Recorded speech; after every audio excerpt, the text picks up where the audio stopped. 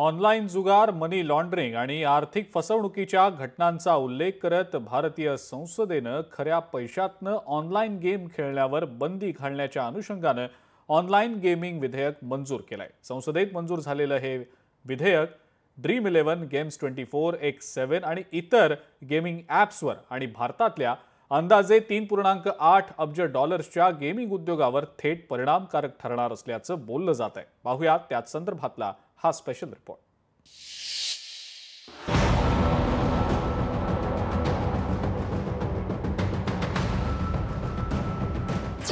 Real मनी गेमिंगवर येणार निर्बंध। Online gaming संदर्भात केंद्र सरकारचा कायदा। अनेक गेमिंग ॲप्सवर बंदीचीही शक्यता। केंद्र सरकारच्या या निर्णयाचा भारताच्या 3.8 अब्ज डॉलर्सच्या गेमिंग उद्योगावर परिणाम होणार असून अप्रत्यक्षपणे जागतिक गुंतवणूकदारांवरही त्याचा परिणाम होणार आहे। Dream11, Games24, X7 आणि मोबाईल प्रीमियर लीग यासारख्या फॅन्टसी स्पोर्ट्स ॲप सध्या भारतभरात लोकप्रिय आहे। लोकसभेने बुधवारी ऑनलाईन गेमिंगचा प्रचार आणि नियमन विधेयक 2025 ला मंजुरी दिली।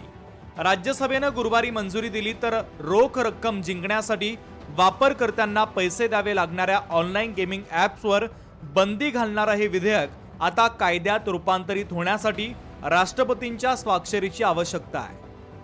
31 दिन में 30 सुसाइड ऑनलाइन गेमिंग के कारण, और एक तरीके से ये गेमिंग डिसऑर्डर बन गया जिसको वर्ल्ड हेल्थ ऑर्गेनाइजेशन ने भी पब्लिक हेल्थ इश्यू मान के उसको एक ऑनलाइन गेमिंग डिसऑर्डर का नाम दिया है, जिसके कारण एक सीरियस समस्या समाज में सब जगह से फैल गई है। सब जगह से आ रहा है उसका फीडबैक। इस बिल को सदन में पेश किया गया और लोकसभा में पास किया गया।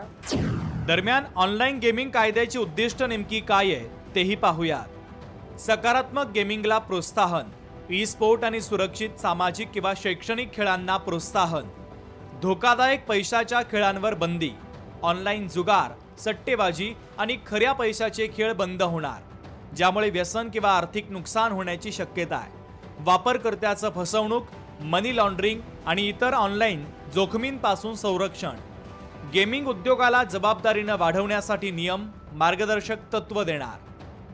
ऑनलाईन गेमिंगच्या माध्यमातून लहान लहान मुलं जे आहेत ते डिजिटल ॲडिक्टेड होत होते। जे ब्लू व्हेल सारखे गेम होते त्यामुळे त्यांचं सुसाईड व्हायचे प्रमाण जे होते तेही वाढत होते। त्याच्यानंतर हे ब्लॅकमेलिंग व्हायचे प्रकार जे होते ते सुद्धा होत होते। आर्थिक फटका तर बसतच होता, पण त्यांना मानसिक त्रासाला सुद्धा जे आहे ते घरातल्यांना सफर करायला लागायचे। आणि हे बिल पास झाल्यामुळे हा सर्वात एक उत्तम आणि महत्त्वाची गोष्ट जी आहे ती झाली। या कायद्यातील तरतुदी नेमक्या काय आहेत त्याही पाहूया। ई स्पोर्टला कायदेशीर खेळ म्हणून मान्यता दिली जाईल। क्रीडा मंत्रालय मार्गदर्शक तत्व निश्चित करेल, जागरूकता मोहिमा राबवेल, प्रशिक्षण अकादमी आणि संशोधन केंद्रांना पाठिंबा देणार, हानिकारक ऑनलाईन मनी गेम्स, त्यांच्या जाहिराती आणि संबंधित आर्थिक व्यवहारांवर पूर्ण बंदी असेल। बेकायदेशीर प्लॅटफॉर्म ब्लॉक केले जाऊ शकतात। ऑनलाईन गेमिंग प्राधिकरणाची स्थापना होणार। केंद्र सरकार गेमिंगवर देखरेख करणार, गेम्सचं वर्गीकरण करणार, पैशांचे गेम निश्चित करणार, तक्रारी हाताळेल आणि मार्गदर्शक तत्व जारी करणार। फॉरेन इन्वेस्टमेंट्स भी बहुत ज़्यादा पैमाने पर इस ऑनलाइन गेमिंग्स में हो रहे थे। ऑनलाइन गेमिंग्स के बारे में कारण बहुत सारे फ्रॉड्स भी हो रहे थे। ये सभी पर लगाम लगाने का काम और यूथ को इसमें से बचाने का काम इस बिल के माध्यम से होगा। युवाओं में जो आत्महत्या हो रही है उसमें ऑनलाइन गेमिंग सट्टेबाजी के चक्कर में ही जो है उनके पैसे डूबते हैं, और इसका जो नतीजा है वो फाइनली घर परिवार सभी तबाह हो रहा है। ऑनलाइन गेमिंग यदि इसको लेजिस्लाइज कर दिया जाता तो ये कम से कम $10 ट्रिलियन का जो है ये इकोनॉमी होता है। युवाओं के लिए, महिलाओं के लिए, गरीबों के लिए जो है एक बहुत बड़ा बिल मोदी सरकार लेकर आई है, वो बधाई की बात है। या कायद्याच्या अंतर्गत गुन्हे आणि दंडाची तरतूद नेमकी कशी आहे तेही समजून घेऊया।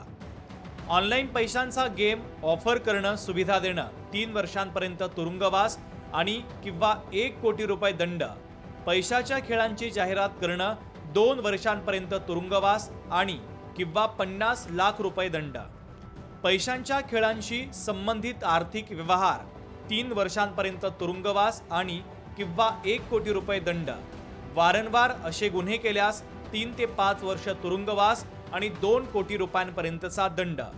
काही गुन्हे अदखल पात्र आणि अजामीन पात्रही आहेत. अधिकारी गुन्ह्यांशी संबंधित डिजिटल भौतिक मालमत्तेची चौकशी, शोध आणि जप्त करू शकतात. काही प्रकरणांमध्ये वॉरंट शिवाय प्रवेश करण्याचे, झडती घेण्याचे आणि अटक करण्याचे अधिकार. योग्य ती तपासणी सिद्ध न झाल्यास कंपन्या आणि अधिकाऱ्यांना जबाबदार धरलं जाणार. हा कायदा आणून सरकार नेमकं काय करू पाहतंय हा सवाल आता विरोधकांनी उपस्थित केलाय. The government should be legalizing online gaming and taxing it, because then the benefits of the money that people are spending anyway on this process can be spent on social causes. Who is getting the benefit of that? Only the crooks and criminals and gamblers. Online ठगी के भी शिकार लोग हो रहे हैं. Online gaming के माध्यम से बच्चे, छोटे छोटे बच्चे जिनकी उम्र अभी ज्यादा वयस्क नहीं हुई है, वो भी इसमें फंस जाते हैं, बुजुर्ग फंस जाते हैं. तो ऑनलाइन गेमिंग बंद होना ही चाहिए. इसमें इसको कोई ये सपोर्ट नहीं करेगा कि ये नहीं बंद होना चाहिए. अनेक ऑनलाईन प्लॅटफॉर्मवर आर्थिक फसवणूक, मनी लॉन्ड्रिंग, कर चोरी आणि दहशतवादी निधी यांच्याशी संबंध असल्याचं आढळून आल्याचंही समोर आलेलं होतं. तसंच अनेक ऑपरेटर ऑफशोअर आधारित असल्यानं देशाचं आणि राज्यांचं नियम आणि कर लागू करणं कठीण होतं, असाही दावा करण्यात येतोय. हे जरी असलं तरी आता कायद्याचे दुर्गामी फायदे आणि तोटे काय असेल हे येणारा काळच सांगेल. ब्युरो रिपोर्ट, लोकशाही मराठी.